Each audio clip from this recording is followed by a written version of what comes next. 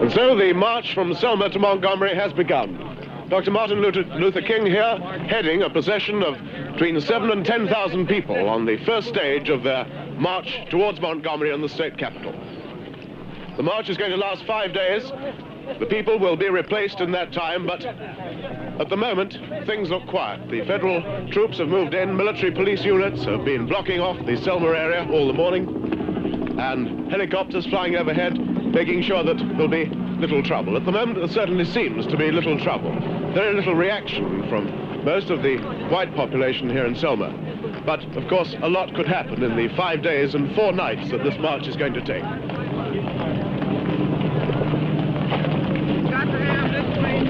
Dr. King, sir. Dr. King. Peter Woods from Independent Television in London. Oh, yes. This must be quite a moment for you, having come over the bridge where you were stopped last time. Yes, it is a very high moment. I think a great moment in our struggle. The fact that so many people were brutalized at that very point, and today we can march by that point and continue to move, means that we are making progress and that we have touched the conscience of a large segment of our nation. Were you disappointed at all about the arrival of the federal troops, the military policemen we've seen this morning?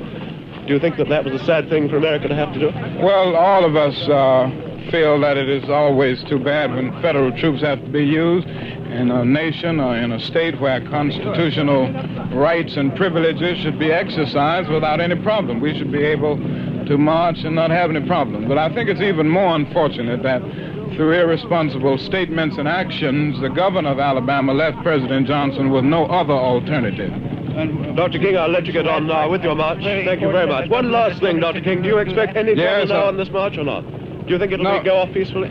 Oh, I think so. I certainly hope so. There will be no violence from our side, and we hope that there will be none from anybody. We hope that this will be a peaceful, non-violent demonstration of our determination to register and vote and to end police brutality and all of the other things that we've suffered here.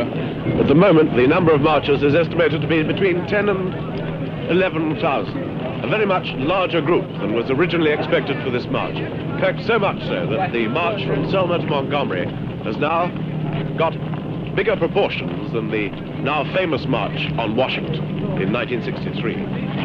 The people in this group today are white clergymen from all over America, civil rights workers, nuns, and people who've come from all over the United States to join with the Negroes in Alabama to make their protest.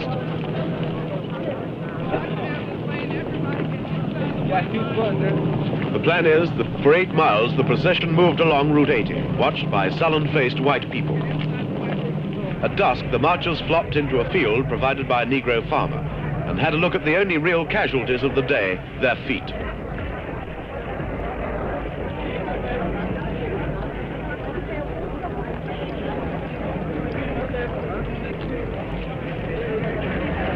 Others just stretched out in sleeping bags and slept.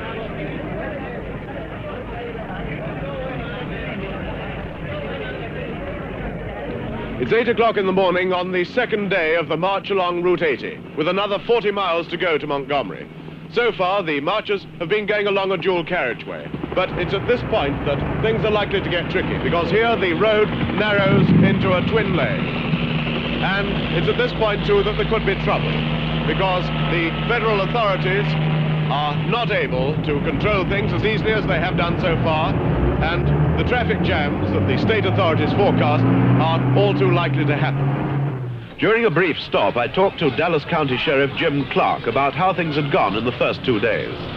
Sheriff, while the march has been in your county, how do you feel it's been handled by the authorities? Well, I think, as usual, the Alabama National Guard has done a wonderful job. Were you... They have always done a wonderful job. Were you perturbed at all when they were called in and it was partly taken out of your jurisdiction? Not a bit in the world. I knew that it was handled by local people. Of course, they were federalized, but still by local Alabama people. And what do you think about the behavior of everybody on the first day yesterday, Sheriff? Both the marchers and the white people who were watching. Well, I think the watchers used great restraint. There was a couple of times they started shouting, and I went over and asked them to quieten down, and they did. State troopers and National Guardsmen handled the traffic jams caused by the marchers as the procession continued on its second leg.